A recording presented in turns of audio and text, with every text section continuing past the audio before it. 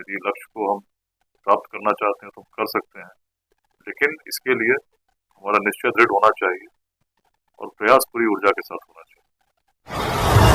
आप देख रहे हैं जनपद न्यूज। यूपीएससी बीपीएससी में तैयारी करने वाले बच्चों को सफलता कैसे मिले, सफलता के सिद्धांत क्या है, इसी विषय को लेकर आज अभियान 40 IAS में प्रिंसिपल ऑफ सक्सेस सेमिनार का आयोजन किया गया है, जिसमें मुख्य वक्ता हैं पुलिस महानिरीक्षक विकास वैभव, जो पहली बार अभियान 40 IAS में आ रहे हैं। यहाँ बच्चों को क्या बताते हैं कि सफलता के सिद्धांत क्या है, आइए उनसे बात करेंगे और जानने की कोशिश करेंगे कि ये प्रिंसिपल ऑफ सक्सेस सेमिनार के आयोजन करने का उद्देश्य क्या है। तस्वीरों में आप देख सकते हैं पुलिस महानिरीक्षक विकास वैभव, जो लेट्स इंस्पायर बिहार के संस्थापक भी हैं, वो अभियान 40 IAS के संस्थान में पहुँच चुके हैं और यहाँ छात्र और छात्राएँ बैठे हुए हैं और अभियान 40 IAS के निदेशक विलास कुमार जी उनको अंग वस्त्र और तस्वीर देकर सम्मानित भी कर रहे हैं। पुलिस महानिरीक्षक विकास वैभव अभियान 40 IAS में तैयारी करने वाले छात्र और छात्राओं को सफलता के सिद्धांत का मार्गदर्शन दे रहे हैं, गुरु मंत्र दे रहे हैं। आज अपने संस्थान में प्रिंसिपल ऑफ सक्सेस सफलता का सिद्धांत के लिए सेमिनार का आयोजन किया। मुख्य वक्ता IAS, तो क्या है सर इसका प्रिंसिपल ऑफ सक्सेस का? देखिए, व्यक्ति का जीवन एक सभी को उस रूप में मिलता है जिसमें हर व्यक्ति के स्वप्न होते हैं कुछ करने का। कुछ लोग कर पाते हैं, कुछ नहीं कर पाते। तो ये सफलता के सिद्धांतों को हम समझें तो हम पाएंगे कि हर व्यक्ति में क्षमता असीम है। यदि लक्ष्य को हम प्राप्त करना चाहते हैं तो हम कर सकते हैं, लेकिन इसके लिए हमारा निश्चय दृढ़ होना चाहिए और प्रयास पूरी ऊर्जा के साथ होना चाहिए। तो जिस व्यक्ति के मन में भाव आ जाए कि मेरी ऊर्जा असीम है, मैं कुछ भी कर सकता हूँ और योजनाबद्ध तरीके से प्रयास करूँ, निश्चय के साथ, निश्चित ही वो सफल होगा।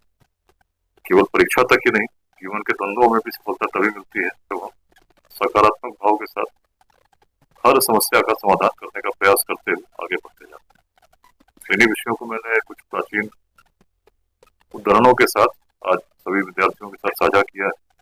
मुझे आशा है कि सभी लाभान्वित हुए होंगे और आने वाले समय में निश्चित ही राष्ट्र को एक सफल व्यक्तित्व समर्पित करेंगे।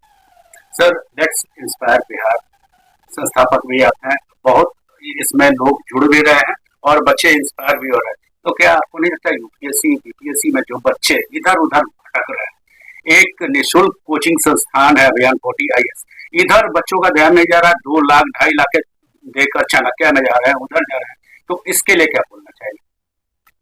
देखिए, व्यक्ति कहीं जाए, मूल है कि व्यक्ति यदि अच्छे से पढ़ता है तो सफलता उसको मिलेगी। अभियान 40 का जो प्रयास है कि निःशुल्क कोचिंग उपलब्ध कराना ऐसे बच्चों को जिनको आवश्यकता है, बहुत सराहनीय है। और ऐसे प्रयास होने से निश्चित ही ऐसे व्यक्ति समाज को मिलेंगे जिनको समाज ने कुछ दिया है वो समाज को देना चाहेंगे। तो राष्ट्र के लिए बड़ा अच्छा है। सर, थोड़ा सा ये what is the difference between online and offline classes? Online classes माध्यमों से होती है, ऑफलाइन क्लासेस सामने होती है, यही अंतर। बाकी क्लासेस से अधिक महत्वपूर्ण है व्यक्ति का स्वयं पढ़ना और स्वयं समझना कि मैं कितने पानी में हूँ, कितना आकलन करते हुए आगे करेंगे। क्लासेस ऑनलाइन हो चाहे ऑफलाइन, यदि व्यक्ति स्वयं अच्छे से पढ़ेगा तभी उसको सफलता मिलेगी। ऐसे वो चिंतित होने की आवश्यकता नहीं।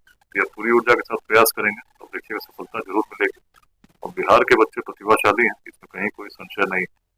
कहीं कहीं कम्युनिकेशन स्किल्स में कमी आती है, उस पर यदि और विशेष ध्यान दें इंटरव्यू के समय तो उससे और रिजल्ट बेहतर हो। जो वर्तमान में तैयारी कर रहे हैं बीपीएससी यूपीएससी के, उन बच्चों को क्या संदेश देना चाहते हैं?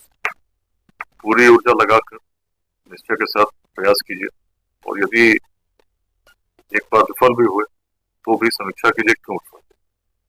पूरी ऊर्जा के साथ पुनः प्रयास कीजिए और साथ में यदि मान लीजिए पूरी प्रयास करने के बाद भी आपको सफलता नहीं मिलती तो भी निराश मत होइए।